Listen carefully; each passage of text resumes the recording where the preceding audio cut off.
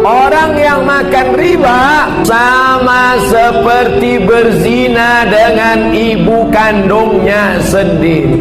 Wakatibuhu wajalisuhu wasyahiduhu. Bukan banyak yang utang dan yang menghutangkan, yang menyaksikan, yang menulis, yang melihat, yang menemani.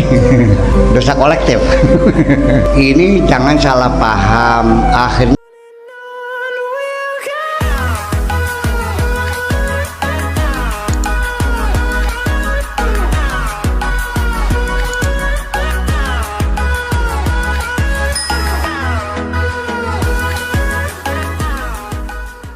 kamu tadi ada BII datang ke sini nawarin riba. Iya.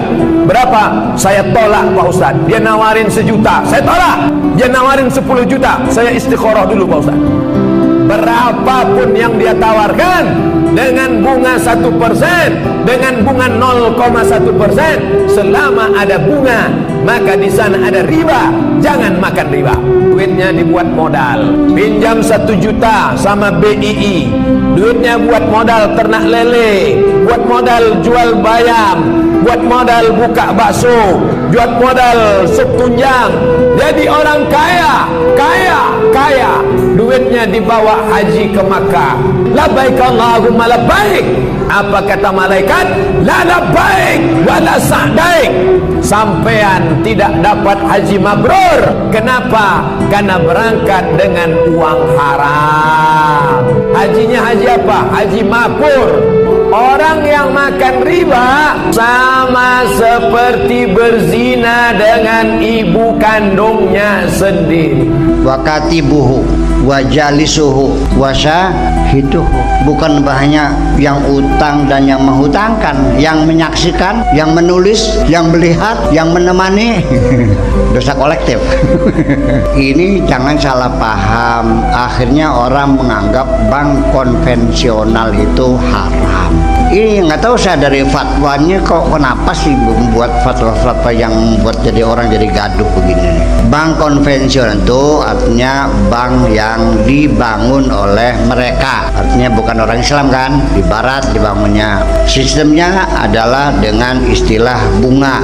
Kita lalu pakai ayatnya ahallallahul bai'a wa harramar riba. Menafsirkan ayat itu tidak semudah itu, Bung. Perlu ilmu pengetahuan.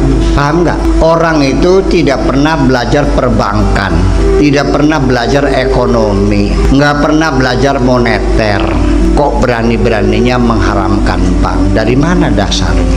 Begini, bank yang konvensional yang sekarang berlaku di dunia memang bukan buatan umat Islam, tetapi nyatanya umur bank konvensional itu dimulai sejak kapan?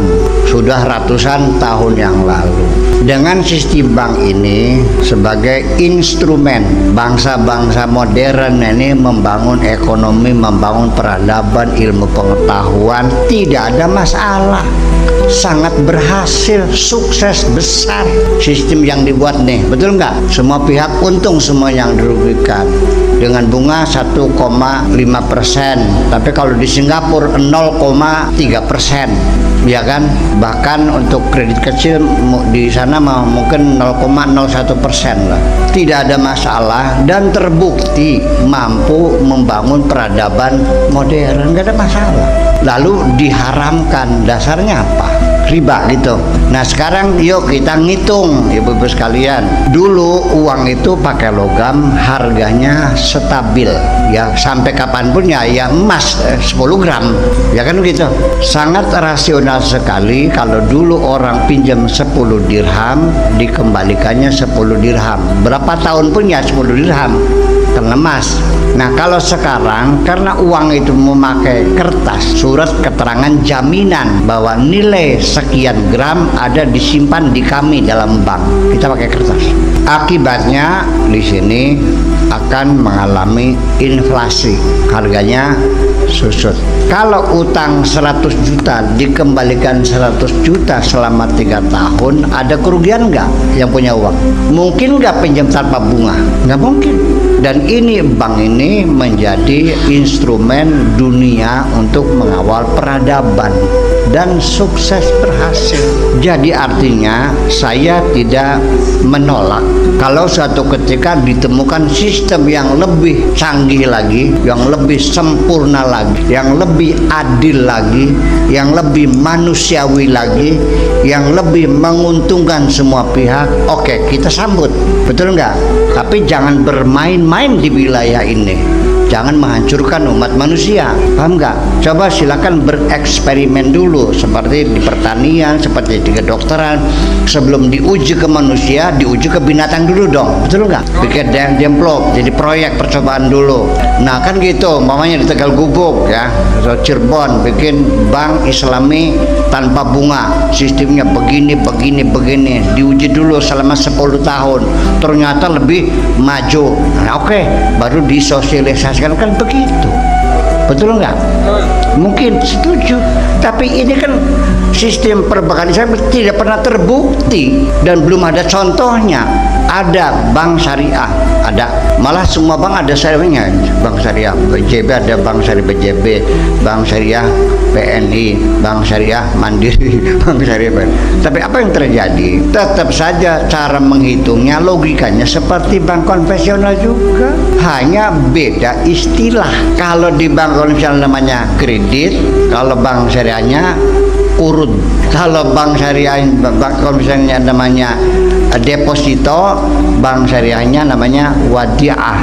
Bank konvensional namanya leasing, bank syariahnya ijarah muntahiyah bitamlik. Kalau bank konvensional namanya bunga, sih namanya musyarakah. Ngitungnya sama, utangnya ada jaminan, ya kan gitu, sekian tahun lamanya. Sekalipun tidak pun namanya ngitungnya mah pada mengkonon. Jadi ini kayak orang belajar ilmu seksologi, karena ada kata-kata yang dianggap jorok, jadi pakai istilahnya, pakai bahasa asing. Semua benda ada namanya. Yuk kita uji, namanya apa ini? Ini. Nah, ada nama barang yang kamu nggak tegel nyebutnya. Barangnya lelaki ayo apa nih? Suruh ngomong kan nih? Malu menyebut nama bahasa Indonesianya, terpaksa meminjam bahasa asing, bahasa Inggris. Oh, itu namanya penis. Anda menyebutkan penis tidak malu. Kalau ini apa? Ini namanya vagina, vagina. Kalau ini namanya apa? Klitoris. Ini namanya major labia. Ini minor labia. Ini namanya gas spot. Ini namanya dan sebagainya. Barangnya mah pada kan? Iya kan? Kenapa orang Inggris berani mengatakan penis? Orang Inggris berani mengatakan klitoris. Tapi kenapa kamu tidak berani menyebut dengan bahasamu sendiri? Ada sesuatu kesalahan dalam otakmu ini. Itu salahnya.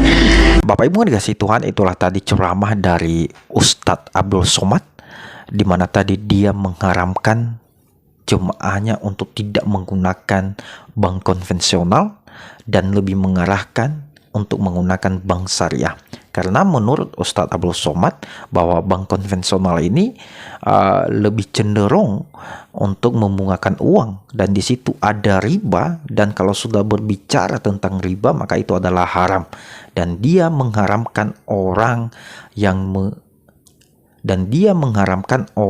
hidup dengan memakan riba, yang sama saja orang itu telah melakukan zina kepada ibu kandungnya sendiri. Ini sungguh menakutkan sekali Bapak Ibu. Dan dia lebih mengutamakan bahwa kita seharusnya menggunakan bank-bank syariah karena itu lebih Islami Bapak Ibu, dan tidak ada bunga di sana. Nah Bapak Ibu mau dikasih Tuhan, setelah juga kita Bapak Ibu dikasih Tuhan tadi juga. Bapak Ibu dikasih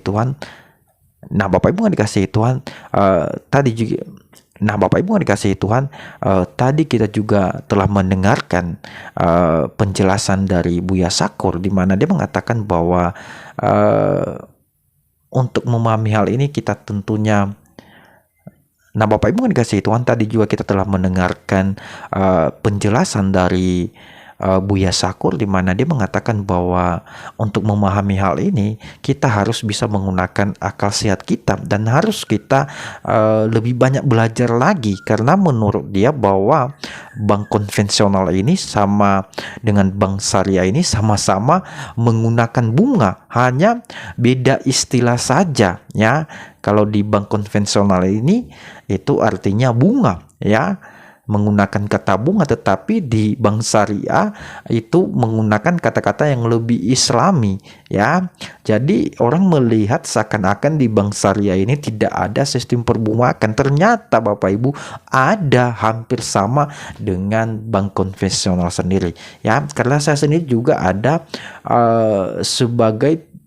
terdaftar sebagai nasabah bank syariah, dan ternyata Bapak Ibu saya sudah alami di situ juga ada bunga ya. Hanya saja mungkin apa yang dikatakan oleh Buya Sakur ini hanya penggunaan istilah saja, istilahnya yang berbeda. Nah Bapak Ibu yang dikasihi Tuhan, saya setuju apa yang dikatakan oleh Buya Sakur ini, bahwa yang namanya bank, yang namanya keuangan ini tentunya harus ada yang namanya bunga. Tidak ada yang tidak ada bunga Bapak Ibu. Kalau sudah berbicara bank, sudah pasti ada yang namanya bunga. Mau bank apa itu, maupun menggunakan embel-embel agama, tetap ada bunga ya. Tetapi terserah pribadi kita ya, apakah kita mau ya menggunakan bank tersebut atau tidak, itu kembali kepada diri kita masing-masing ya. Kalau itu menguntungkan buat saudara, bermanfaat buat saudara, maka saya anjurkan gunakan ya, karena memang seperti itu ya. Ada juga bagian-bagian tertentu sebagai berkah-berkah yang kita terima, itu kita berikan kepada orang lain, dan itu sama-sama membangun ya. Ketika kita juga misalnya meminjam uang di bank, itu tentunya dia akan membantu kita dalam perekonomian misalnya ya. Ada timbal baliknya Bapak Ibu, ada keuntungan di antara kedua belah pihak. Dan Bapak Ibu yang dikasihi Tuhan, kiranya video ini bisa memberkati kita semuanya. Terima kasih, dan Tuhan Yesus memberkati kita. Amin.